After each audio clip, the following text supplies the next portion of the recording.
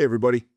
Thanks for closing out the week with us as we continue into the book of Psalms, just jumping around a little bit by category. We've been looking at praise and thanksgiving Psalms, and today we take a pretty hard turn, though a category of Psalm that I think, Michael, is surprisingly represented. I think Mm-hmm. if you approach the Psalms kind of neutrally, not sure of what's in there, I think the average person might be surprised at how often these come up. And I'm talking about Psalms. Technically, the category is lament. We could also call it complaint, or maybe even plea for help. Psalms that cry out to God either because things are hard or things are bad, or because God seems distant and unhelpful. And I I have a hmm, I have a little bit of a checkered relationship with these Psalms because I think as a human, everybody spends some time here.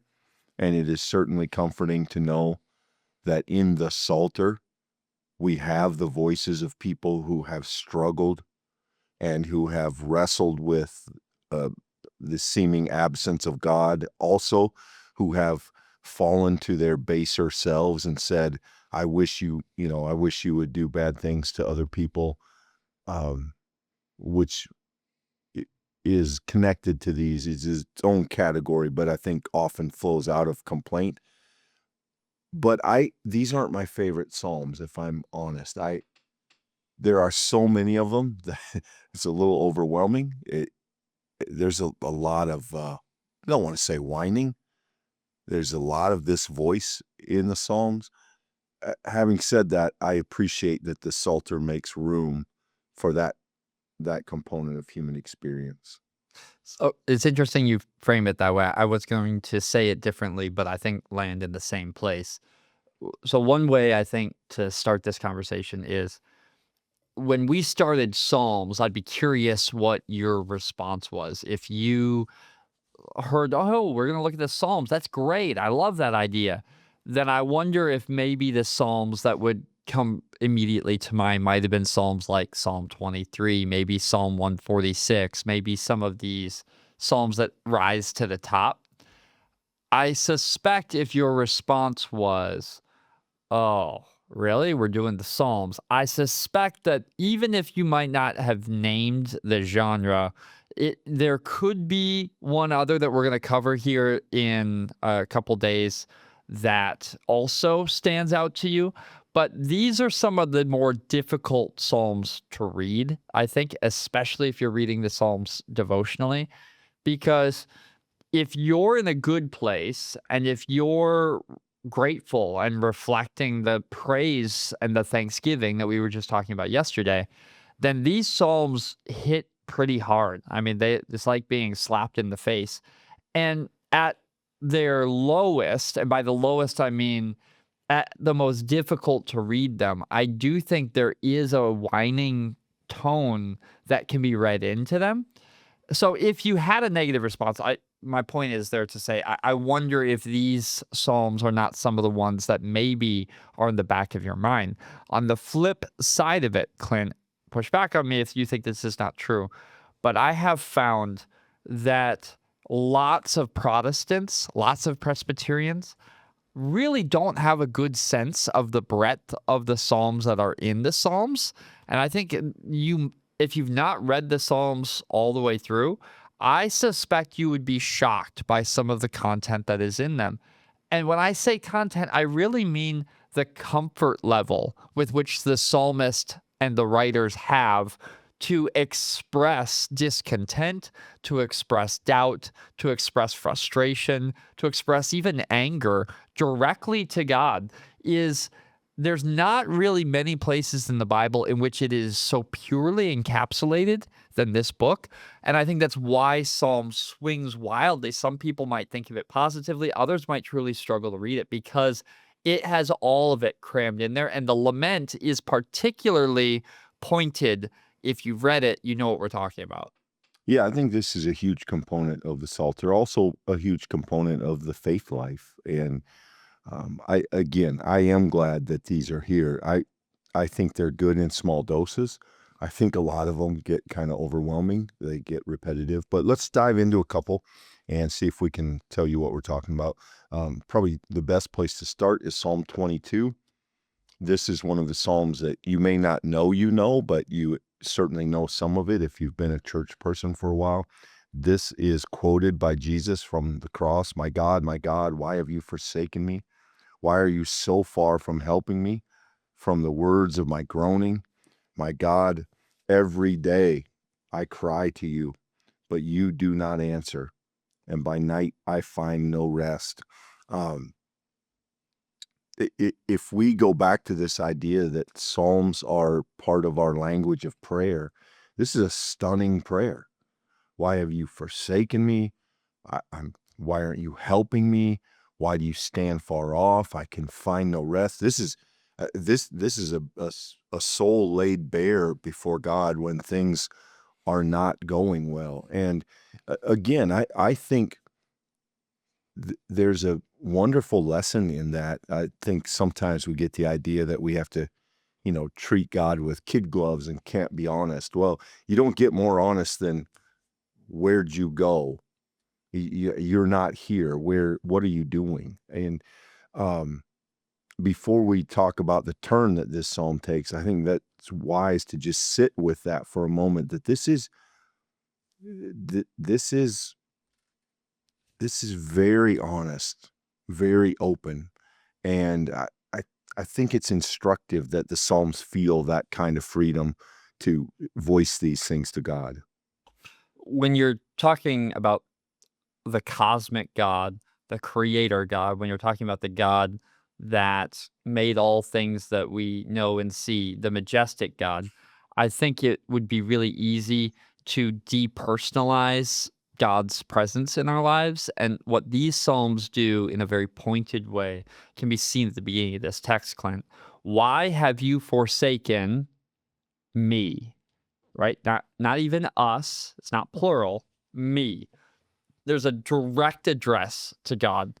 This is, as we've talked about the Psalms previous in this conversation, this is both giving words to Christians, especially in very particular seasons of life. It's also teaching a kind of breadth of discourse that we can have with a God who knows and loves us.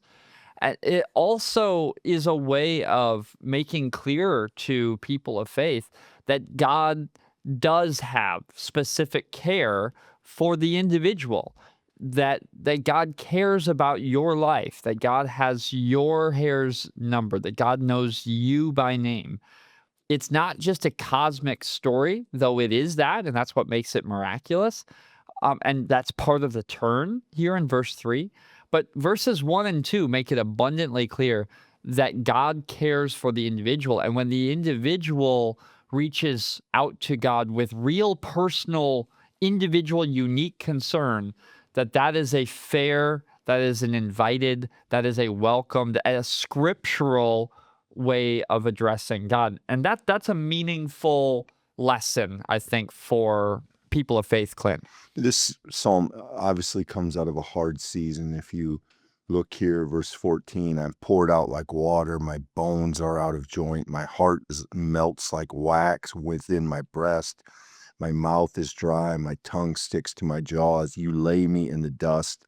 And, again, that experience that there is a loneliness to suffering. And the psalmist here cries out to God who feels absent, who feels uninvolved. And this is characteristic of this kind of psalm, whether it's singular, first person, or plural, or on behalf of Israel altogether, which we'll see in a moment.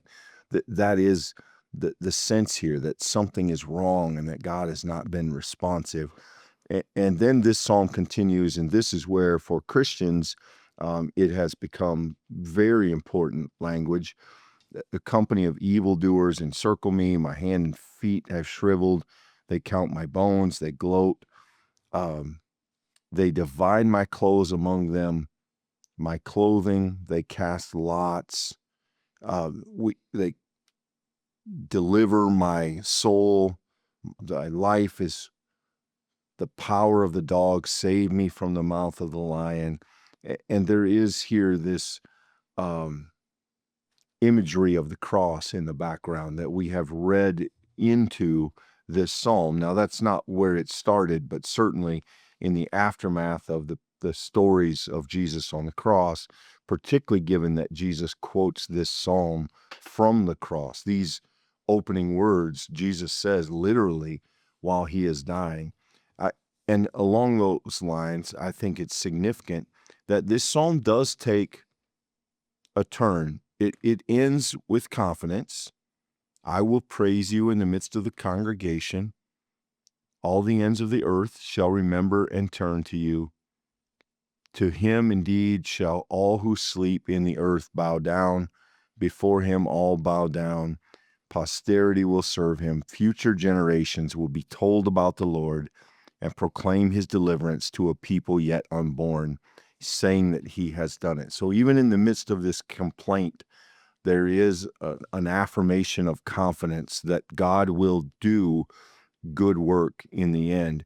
And I think, Michael, that ultimately should be important again to Christians, because anybody walking by the cross that day when Jesus says this word, any practicing Jewish person would have not just heard the words, they would know the psalm.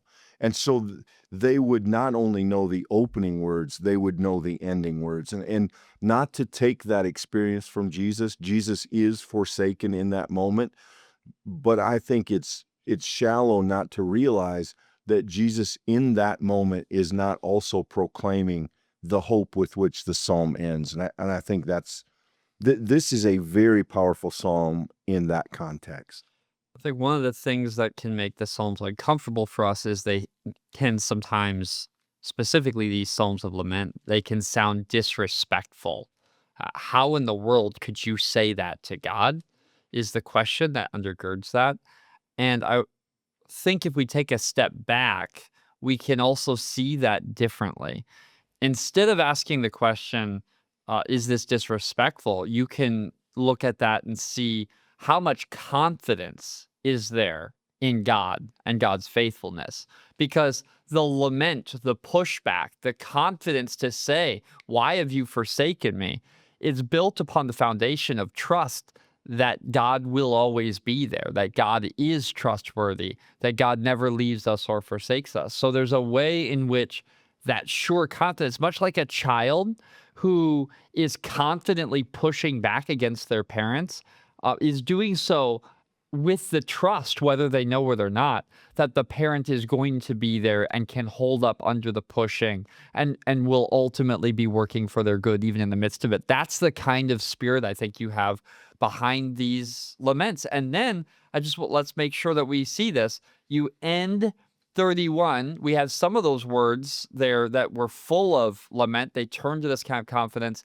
Then we just yesterday were talking about Psalm 23. Notice the way that this book is constructed.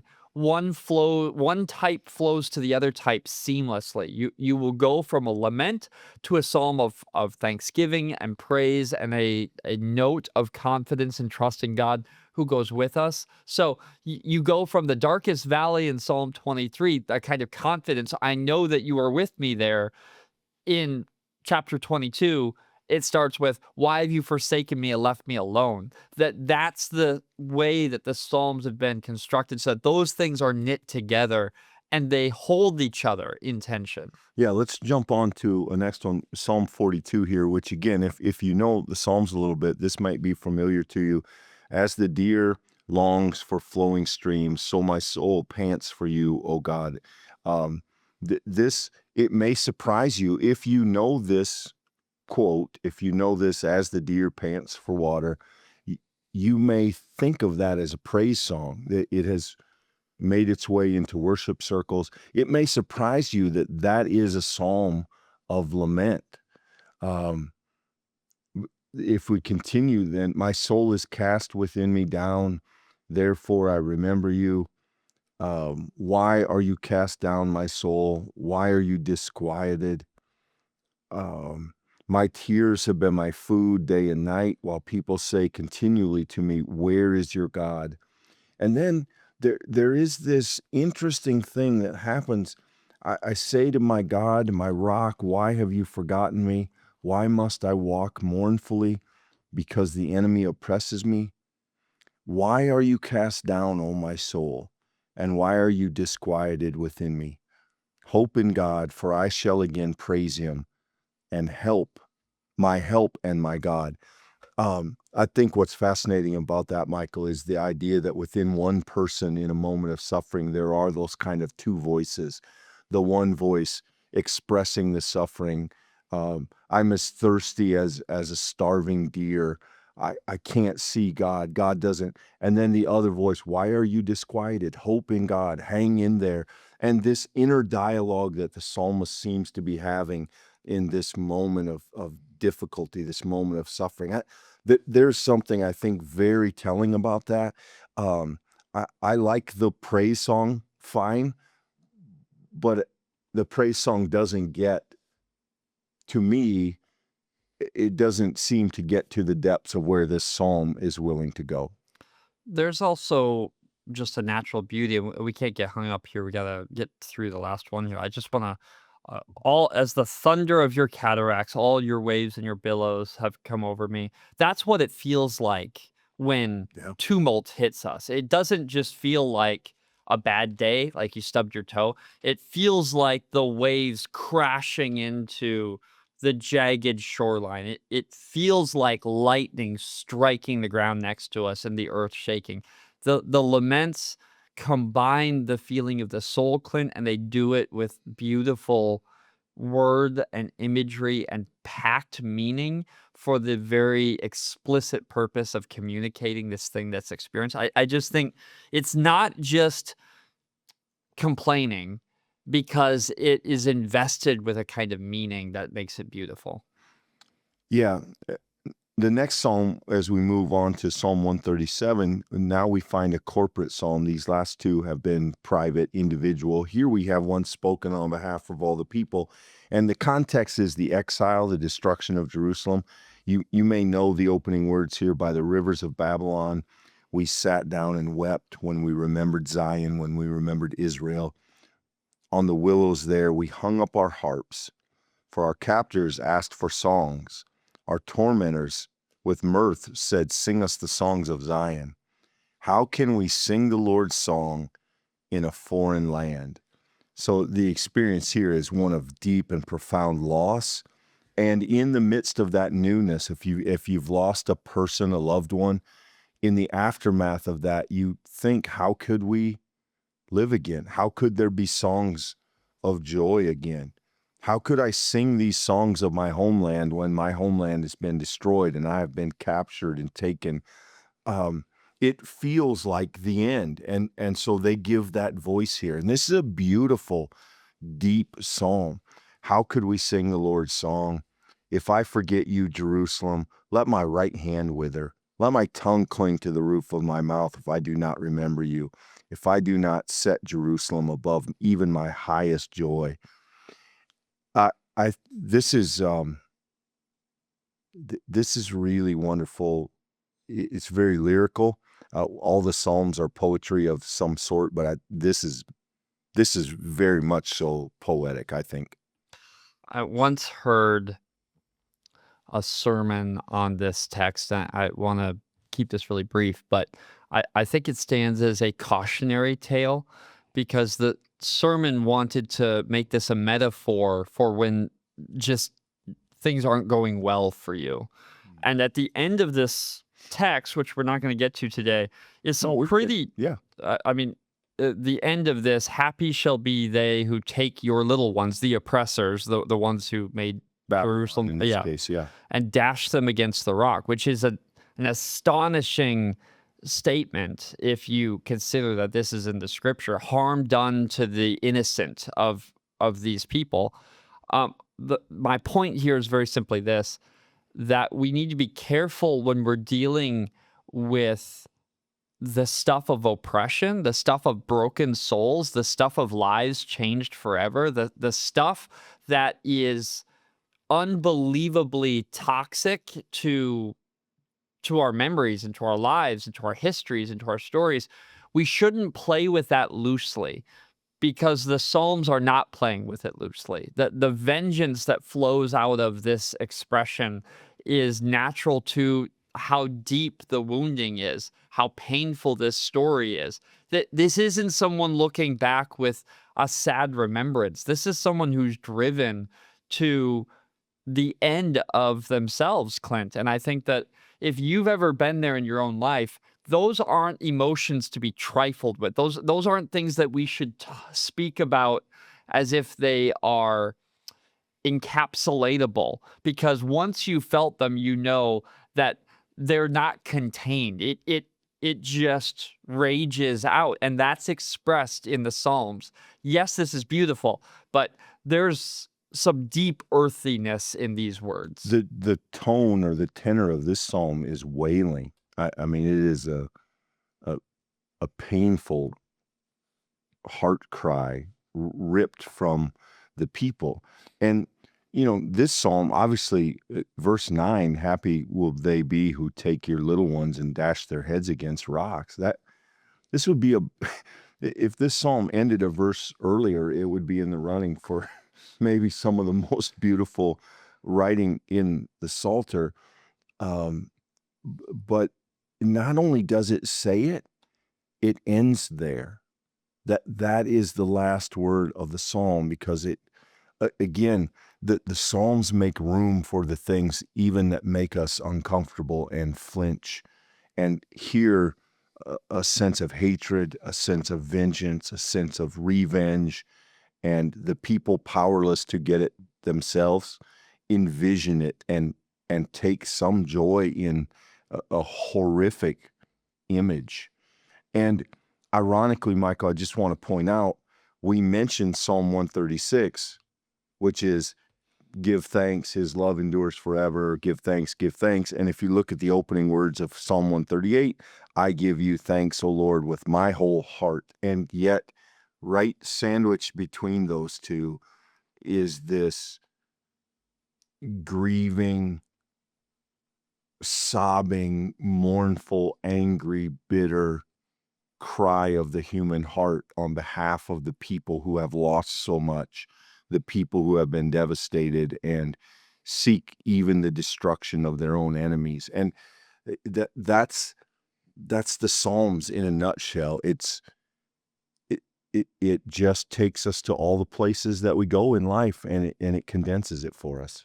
I think that if you struggle to read the Psalms because of the whiplash of that, a thing to say is, remember, if that psalm doesn't apply to you today, it's a prayer for someone for whom it does. That today there's someone who this is their experience, and people who say you're trying to practice your prayer life, this is where the Psalms can help. You come to a psalm and say that these aren't my words today, right?